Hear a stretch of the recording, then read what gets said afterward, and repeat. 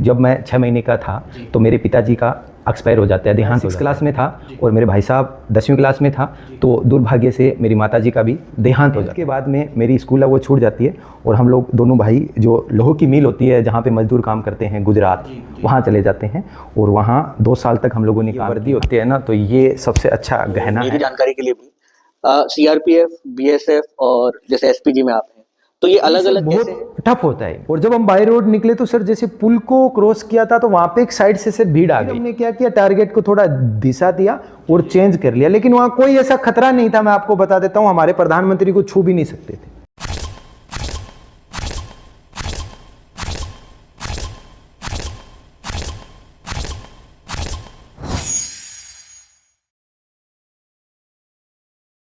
नमस्कार, स्वागत है आपका यूटी पॉडकास्ट शो के इस एपिसोड के अंदर।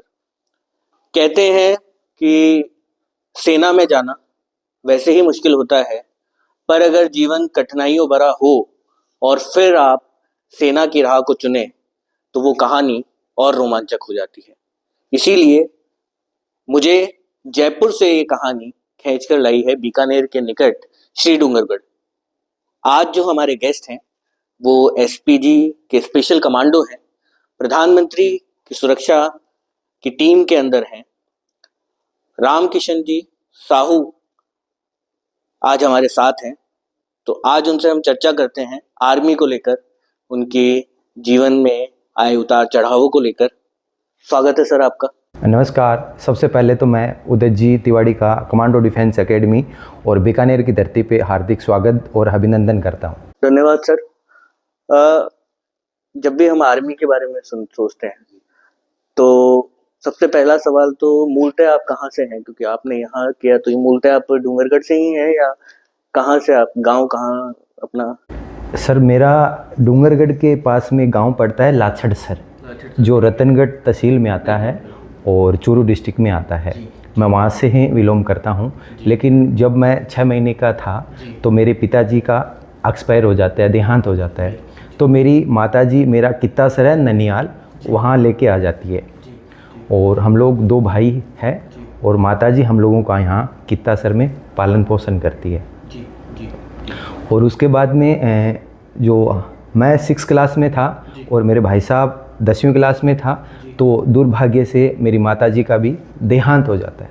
तो कैसे जीवन, ये जो आपके अकस्मात जो 2 जीवन में घटनाएं घटी, क्योंकि माता पिता हर किसी के लिए पिलर का काम करते हैं, तो उसके बाद कैसे जीवन आगे बढ़ा, थोड़ा बताइए। बिल्कुल सर, आप समझ सकते हो कि जब एक बच्चा 6 क्लास में होता है और उसके बड़े भाई 10th क्लास में होते हैं और उसके सिर से उसके माता पिता का अगर साया उड़ जाता है और जो रहने के लिए हमारा घर था वो भी लाछड़ सर में छूट जाता है, तो हम लोग यहाँ ननियाल में रहते हैं। लेकिन बड़ी परेशानियों का सामना करना पड़ता है छोटे छोटे बच्चों का, तो हम लोग कोशिश करते हैं और मेरे बड़े भाई साहब मेहनत करते हैं। तो मेरी जो पढ़ाई है वो 10th तक होती है और 10th के बाद में मेरी स्कूल है वो छूट जाती है और हम लोग दोनों भाई जो लोहो की मिल होती है जहाँ पे मजदूर काम करते हैं गुजरात, वहाँ चले जाते हैं और वहाँ 2 साल तक हम लोगों ने काम किया।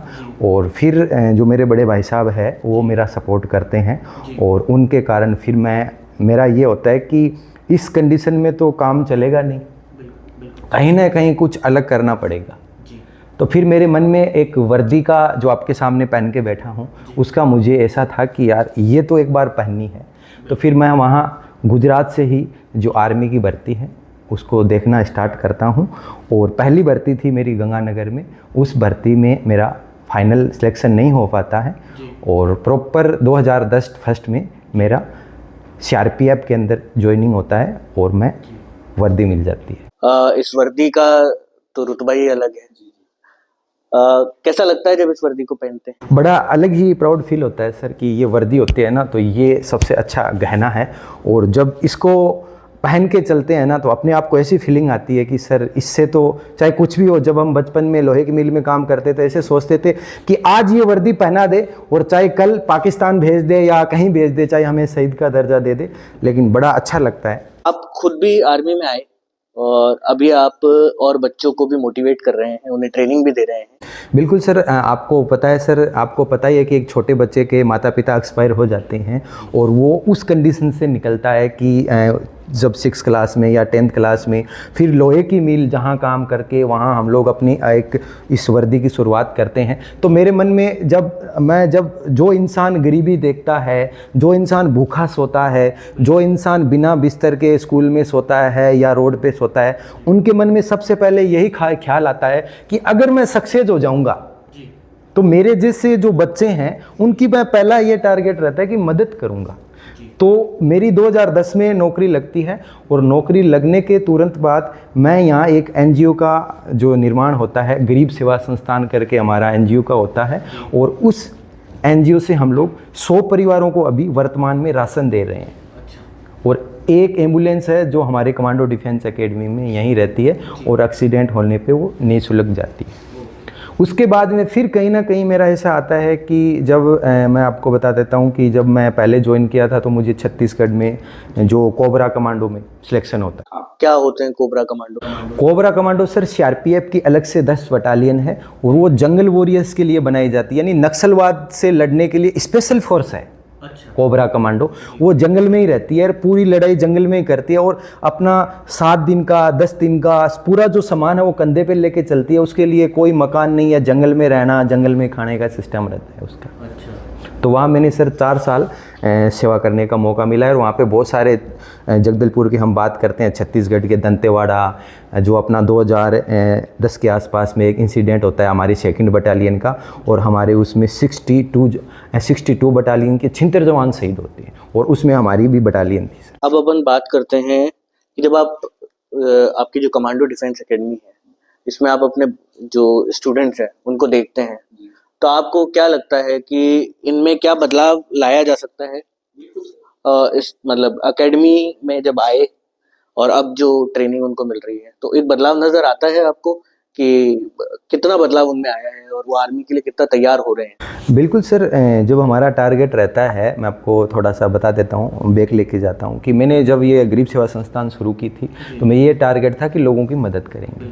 लेकिन जब मुझे ये पता चला अगर हम लोगों को देते रहेंगे तो वो अपने पैरों पे नहीं खड़े हो पाएंगे, क्यों ना हम लोग अपने एरिया के बच्चों के लिए कुछ ऐसा सिस्टम लेके आएँ या ऐसी चीज़ लेके आएँ जिनसे उनको रोजगार दिया जाए, उनको जॉब दी जाए।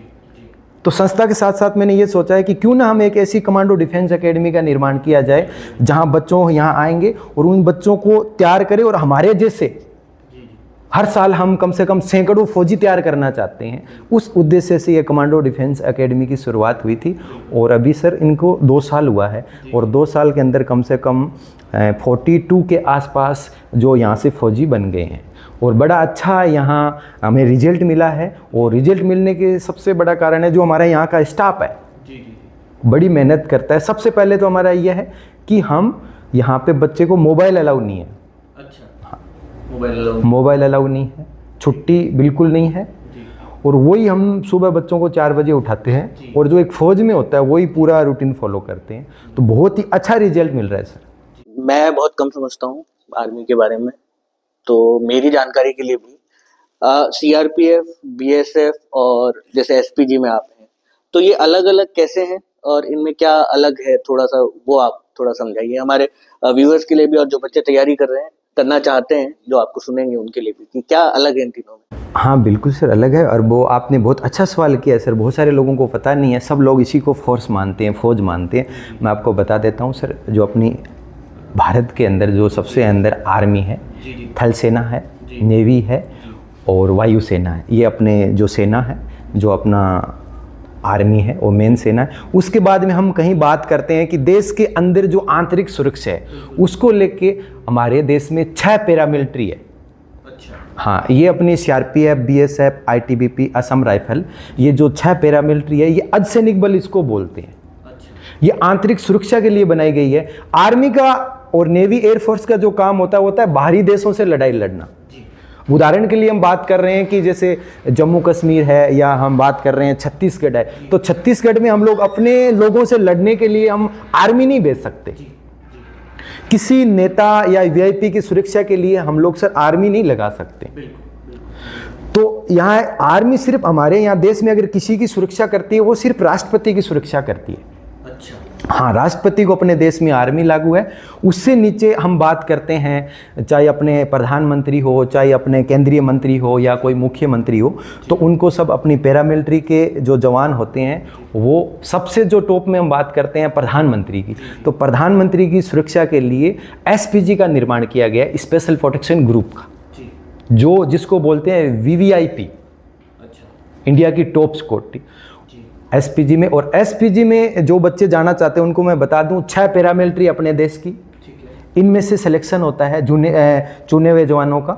और अपने जो स्टेट पुलिस है, जो 28 राज्य हैं, उन पुलिस भी इनमें जा सकती है।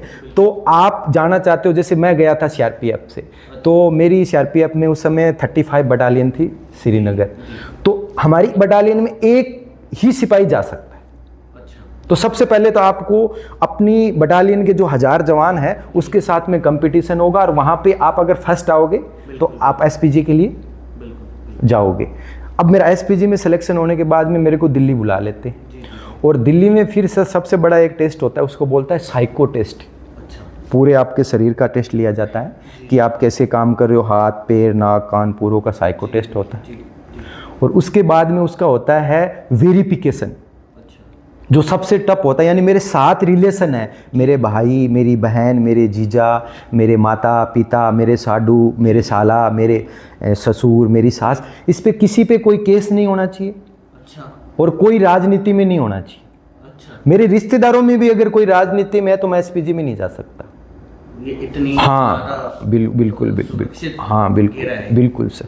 उसके बाद में आपकी ये इंक्वायरी होती है, फिर आपकी वहाँ पे एक फिजिकल ट्रेनिंग होती है, उसमें आप अगर फर्स्ट आओगे तो वहाँ फिर आपको वहाँ टेस्ट होगा, फिर आपका मेडिकल टेस्ट होगा, और ये साइको टेस्ट होने के बाद में फिर आप एसपीजी के लिए सेलेक्ट होते हो। एक सवाल मेरा इसमें, जिस फिजिकल टेस्ट की आप बात कर रहे हैं वो आर्मी के नॉर्मल फिजिकल टेस्ट जैसा ही होता है या इसका लेवल थोड़ा सा अलग होता है? नहीं सर, बहुत टफ होता है इनका।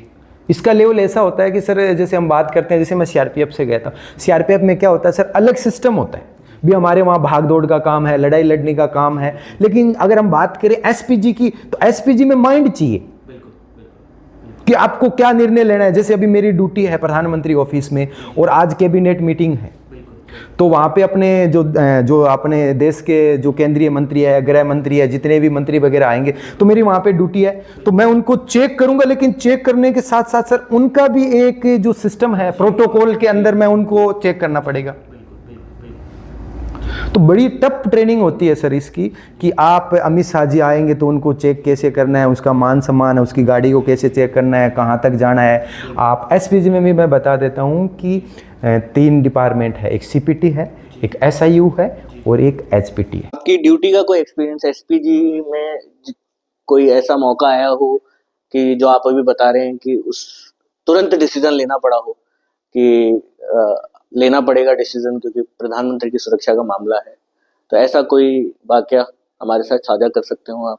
सर ऐसे तो बहुत सारे वाकये आते हैं सर, लेकिन मैं आपको बता देता हूँ। जैसे अपना ये पंजाब का भी चल रहा था, कुछ मैटर अभी जो घटना हुई थी, इसमें जो बहुत सारे मीडिया आ रहे थे, जो मीडिया बातचीत कर रहे थे, और काफ़ी मीडिया को मैं देख रहा था, लेकिन जो जानकारी आ रही थी सर, पूरी गलत जानकारी पेश की जा रही थी। अच्छा। हाँ, किसी मीडिया को कुछ पता नहीं था जो पंजाब में कैसे हुआ था, जो घटना हुई थी अपने पंजाब में।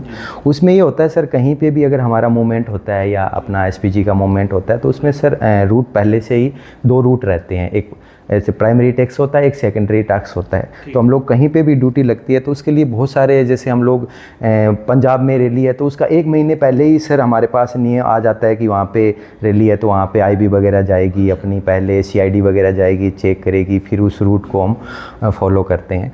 तो वहाँ मैं आपको बताना चाहता हूँ कि बहुत सारे न्यूज़ वाले ये फैला रहे थे कि प्रधानमंत्री जी को खतरा हो सकता था। तो बिल्कुल सर, प्रधानमंत्री को मैं आपके माध्यम से कहना चाहता हूँ कि जो मक्खी है वो भी टच नहीं कर सकती, क्योंकि वो जो जिस गाड़ी में बैठते हैं वो रेंज रोवर गाड़ी में थे, और वो गाड़ी ऑलरेडी बुलेट प्रूफ है सर। उस गाड़ी पे कोई गोली का, कोई बम का कोई असर नहीं होता है। और उसके बाद में जो हमारी सीपीटी लगी हुई है, तो उसको बिल्कुल वो झूठ था। हमारे प्रधानमंत्री जी को वहाँ कोई खतरा नहीं था। जो हमारा जो पहले का प्लान था वो सर बाय रोड का था। जो हम वहाँ से निकले तो हम जाएंगे कि बाय रोड हम पंजाब जाएंगे, तो उसमें ये किया गया था। और दूसरा जो हमारा रूट था ना सर, वो था कि बाई एयर, तो हमारे 2 रूट पहले फिक्स हुए थे, एक तो बाय रोड था और एक बाय एयर था, जो हमारा हेलीकॉप्टर से जाने का प्लान था। फिर हम लोग ये लास्ट में सर हम खुद डिसाइड करते हैं कि किस रूट से जाना है। फिर हमने ये डिसाइड किया है कि जो हमने टैक्स हमने दिया था, जो पंजाब को दिया था कि हम बाय एयर जाएंगे, और हमारा यही प्लान था कि हम हेलीकॉप्टर से वहाँ तक पहुँचेंगे। लेकिन जब सर हम हेलीकॉप्टर से वहाँ पे निकलने वाले थे तो वहाँ मौसम ख़राब हो गया, और उसी से अपने जो एक थल सेना अध्यक्ष थे, जो हेलीकॉप्टर दुर्घटना हुई थी उससे कुछ दिन पहले, विपिन रावत जी का जो हेलीकॉप्टर, तो फिर हमने हमारी टीम ने या उन्होंने ये निर्णय लिया कि अभी बाई एयर हम नहीं जाएंगे, तो बाई रूट हम प्लान किया था। और बाई रूट हमने प्लान किया था सर, वहाँ की जो पुलिस होती है उसकी जवाबदारी होती है प्रधानमंत्री का रूट क्लियर करने की। हाँ, जो हमने दोनों जो रूट दिए थे, दोनों रूट को क्लियर करने का जिस स्टेट में जाते हैं वहाँ की पुलिस का जवाबदारी बनता है। तो हमने ये लास्ट में डिसाइड किया कि बाई रोड जाएंगे। और जब हम बाई रोड निकले तो सर जैसे पुल को क्रॉस किया था तो वहाँ पे एक साइड से सर भीड़ आ गई जी। हाँ, हो सकता है वो पंजाब पुलिस को पता नहीं था या जानकारी नहीं था, या हो सकता है ऐसा भी हो सकता है कि ज़्यादातर जो हमने पहला रूट दिया है बाई एयर, हो सकता है कि उन्होंने सोचा कि प्रधानमंत्री जी तो बाई एयर ही जाएंगे, रूट तो जाएंगे नहीं क्योंकि सेकेंडरी टास्क है ये, उसकी वजह से भी हो सकता है, उनसे भी मिस्टेक हो सकती है। जब हम लोग गए तो आगे भीड़ आ गई थी, तो हमारा जो आगे जो सबसे पहले चलती है, जो पंजाब पुलिस का एसपी चलता है सबसे आगे, फिर हमारा चार्ली 3+ मार्शल चलता है, और जो पीछे का टारगेट है उसकी जानकारी हम लोग आपको नहीं दे सकते हैं, तो उसको वहाँ से रोक लिया गया था। फिर हमने क्या किया, टारगेट को थोड़ा दिशा दिया और चेंज कर लिया, लेकिन वहाँ कोई ऐसा खतरा नहीं था। मैं आपको बता देता हूँ, हमारे प्रधानमंत्री को छू भी नहीं सकते थे। आपको जैसा आपने बताया कि आपके जीवन में शुरुआती दौर में भी और बाद में भी जो चीजें हुई, क्या वो पर क्या कहते हैं तकलीफें आई जब आप तैयारी कर रहे थे? जी। फर्स्ट हैंड जो तकलीफें होती हैं कि कोई गाइडेंस नहीं है, मतलब कभी ऐसा नहीं लगा कि मैं तैयारी तो कर रहा हूँ पर यार कोई होता जो ये बता देता? बिल्कुल सर, इसमें मैं बता सकता हूँ कि हम लोग जब तैयारी कर रहे थे सर, तो उस समय सर कोई बताने वाला नहीं था। खास करके हम बात करते हैं, हम जो गांव से और पश्चिमी राजस्थान से बिलोंग करते हैं, कोई भी गाइडेंस करने वाला पता नहीं था। अभी फौज में जाना, लेकिन जाना कैसे कुछ पता नहीं था सर। कैसे दौड़ना है, कैसे इसका रनिंग होती है, कैसे इसका फिजिकल होता है, कैसे इसका मेडिकल होता है, कैसे इसका रिटन टेस्ट होता है, तो हमें कोई जानकारी नहीं थी। लेकिन इसी जानकारी के लिए सर हमने ये चाहते हैं, जो परेशानियों का सामना हमने किया था, उस परेशानियों का सामना जो हमारे क्षेत्र के बच्चे ना करें, इसके लिए हमने ये कमांडो डिफेंस एकेडमी बनाई है। और सर हम लोगों का यही टारगेट रहता है कि बच्चे को प्रॉपर जानकारी मिले। सबसे पहले हमारे पास बच्चा आता है तो उसका प्रॉपर फिजिकल टेस्ट होता है, फिर उसका मेडिकल टेस्ट होता है, और फिर हम उसका रिटन टेस्ट भी लेते हैं कि बच्चा किसके लायक है। हाँ, बिल्कुल उसका टेस्ट लेते हैं। और जो बच्चा फौज में जाने वाला होता है उसी बच्चे का हमारी कमांडो डिफेंस एकेडमी में एडमिशन लेते हैं। क्योंकि बहुत सारी जो हम बात करते हैं कि मैंने देखा है सर, बहुत सारी बाहर की डिफेंसें हैं जिसका नाम नहीं लेना चाहूँगा मैं, वो क्या करते हैं अपनी पीस के लिए या अपने बच्चों के लिए, जो बच्चा आया उसी का एडमिशन ले लेते हैं, उसको तैयारी करवाते हैं, और हो सकता है उसका पेपर भी पास हो जाता है। लेकिन जब उसका लास्ट में जाता है फाइनल में, तो उसको मेडिकल में बाहर कर देते हैं। फिजिकल में जितना मुझे जानकारी बहुत टफ है आर्मी का। हाँ, बिल्कुल। और मेडिकल में तो इतना टफ है सर, आँख, नाक, कान, हाथ, पैर पूरे आपके मेडिकल चेक होता है। आँख के भी सर 3 टेस्ट होते हैं, आपका 6x6 का हो जाता है, फिर कलर विजन का होता है, फिर टेढ़ापन नहीं होना चाहिए, कान का होता है, मुंह का होता है, हाथ का होता है, एल्बो का होता है, वेरिकोज होता है, फ्लैट फुट होता है, यानी मेरी बॉडी के सारे कपड़े खोल के और चेक किया जाता है। तो यहाँ हम एकेडमी जो आप चला रहे हैं, इसमें बच्चों को इस बारे में आप पूरी जानकारी देते हैं कि अगर आप जैसे रिटर्न से पास हुए, आप फिजिकल के लिए गए, तो आपको वहाँ पर क्या क्या चीज़ों का सामना करना पड़ेगा, ये यहाँ पर आपकी ट्रेनिंग में बताया जाता है? नहीं, बिल्कुल सर, हम उसी बच्चे को लेते हैं। हमारा एडमिशन भी उसी बच्चे का होगा जो मेडिकल फिट होगा। हमारी यहाँ डॉक्टर की टीम है, यहाँ पे हमारे फौज से ही है, वो पहले बच्चे का प्रॉपर मेडिकल करते हैं कि कहीं ना बच्चा 1 साल मेहनत करे, घर वालों के पैसे खर्च होते हैं, और फिर अगर लास्ट में बच्चा रह जाता है तो बड़ा दुख होता है। तो हम पहले ही उसका चेक कर लेते हैं, और जो फौज में जाने योग्य होता है ना, उसी बच्चे का इस डिफेंस में एडमिशन लेते हैं। आपकी एकेडमी में हो या नहीं हो, बहुत लोगों का ख्वाब होता है आर्मी में जाने का। आप वो 5 चीजें आपको क्या लगती है कि हर जो व्यक्ति आर्मी में जाना चाहता है, हर बच्चा जो जाना चाहता है, उसके अंदर होनी ही चाहिए? वो 5 चीजें क्या क्या हो सकती हैं? बिल्कुल सर, बड़ा अच्छा सवाल है। सबसे पहले तो अगर हम लोग सर बात करते हैं आर्मी की, तो आर्मी में जिसको छूट नहीं है, खास करके हम दिल्ली के आसपास एरिया की बात करते हैं, तो उसकी जो हाइट है, कम से कम आर्मी जीडी की बात करें, जनरल ड्यूटी की, तो उसमें हाइट 170 सेमी से कम नहीं चलती है। कम से कम उसकी हाइट है वो 170 सेमी होनी चाहिए। और अगर टेक्निकल में या कलरक में जाना चाहता है तो उसमें हाइट में छूट है, बाकी जीडी में 170 चाहिए उसकी। और उसका मेडिकल और फिजिकल फिट होना चाहिए, उसकी आँख, नाक, कान, हाथ, यानी 1 नंबर उसका फिजिकल आ गया, 2 नंबर आ गया उसका मेडिकल। ये चीज़ें जन्मजात होती है सर, ये ऊपर वाला गॉड गिफ्ट होता है। जिसकी हाइट कम है वो तो बच्चा तो नहीं बढ़ा सकता, तो जिसकी हाइट है वही बच्चा आर्मी के लिए जा सकता है। और उसके बाद में अगर हम बात करते हैं कि चलो ये तो भगवान ने दी है उनको, फिर बच्चे को क्या करना चाहिए, उसमें यह है कि सर प्रॉपर बच्चे को सबसे पहले तो, अगर चाहे वो जॉब हो चाहे वो बिजनेस हो, सब में सर वही सूत्र लगता है कि कम से कम 1 साल मोबाइल को छोड़ना पड़ेगा। आने वाले टाइम में सबसे ज़्यादा जरूरी है मोबाइल से, उसको छोड़ना पड़ेगा, घर परिवार को छोड़ना पड़ेगा, आराम को छोड़ना पड़ेगा। भूख, प्यास, मौज मस्ती, परिवार, दोस्त, रिश्तेदारी, ये नहीं मिलेगी। तो ये सब छोड़ना पड़ेगा, तब जाके ये वर्दी मिलती है। हाँ, ये वर्दी तब मिलेगी। आपके आर्मी के दिनों की बात करते हैं। कैसा होता है माहौल बटालियन में, या कैसा, मतलब क्योंकि आप लोग घर परिवार से दूर होते हैं, वही परिवार होता है, तो जो रिश्ते वहां बनते हैं वो जीवन भर के लिए बनते हैं, या वो रिश्ते कैसे होते हैं, वो रिश्ते मतलब वही दोस्त है, वही यार है, कैसे, कुछ बताइए उस बारे में। बिल्कुल सर, जो मैं बता देता हूँ, जैसे मेरी ट्रेनिंग के तुरंत बाद जो मेरा पोस्टिंग हुआ था छत्तीसगढ़ में मिला था। और छत्तीसगढ़ अपने जो पैरामिलिट्री के लिए सबसे टफ है, हार्ड में आता है कि वहाँ नक्सलवाद है। और वहाँ की स्थिति ऐसी है कि सर वहाँ आपको जो करना है पैदल चलना पड़ता है, आप गाड़ी में नहीं चल सकते। अगर आप गाड़ी में जाओगे तो आप आईडी ब्लास्ट कर देते हैं, गाड़ी को उड़ा देते हैं। अगर उदाहरण के लिए मान लो मेरी बटालियन है वहाँ से 20 किलोमीटर, तो 20 किलोमीटर सर मुझे मेरा सामान है जो जितना भी है मेरे कंधे पे रख के पैदल चलना पड़ता है। अच्छा। तो एक इंसिडेंट था, हम लोग नए नए गए थे और पहली ही ज्वाइनिंग मेरे को छत्तीसगढ़ में मिलती है। और वहाँ पे हम लोग चुनाव ड्यूटी थी, उसमें हम लोग जा रहे थे, ऑफ्स में जा रहे थे। तो हमारी बटालियन का जो हमारे लोगों को टारगेट दिया गया था कि सामने से एक इलेक्शन पार्टी आ रही है, उसको आपको निकालना है। और एक पुल था, उस पुल की आपको सुरक्षा करनी है और वहाँ पे आपको ड्यूटी करना है। तो हम लोग आ रहे थे, तो उसी समय हम लोगों की ड्यूटी लग गई। तो सर क्या था, जो वहाँ पे नक्सलवाद थे, उन्होंने जो पार्टी आने वाली है उस पर अम्बुश लगाया रखा था वहाँ पे। अच्छा। हाँ, मतलब कि उनको हम आउट करेंगे। तो उनका क्या सिस्टम रहता है कि सर वो पहले आईडी ब्लास्ट करते हैं। तो हम लोगों की जैसे पार्टी पहुंची तो वो भी आना उस साइड से था और हम लोग इस साइड से गए, तो वो भी कंफ्यूजन हो गए। उन्होंने सोचा है कि फौज को पता चल गया है। अच्छा। हाँ, तो जैसे ही हम लोग वहाँ ड्यूटी के लिए निकले तो उन्होंने क्या किया कि उनको पता चल गया फौज आ गई है, तो उन्होंने क्या किया, आईडी ब्लास्ट कर दिया। हाँ, और आईडी सर इतनी खतरनाक होती है। जो मेरे साथ वाला था, आसाम का करके एक लड़का था, जितुमणि बोरा बोरा करके था सर, उस बच्चे का उस आईडी में पैर चला गया, पूरा उड़ गया पैर।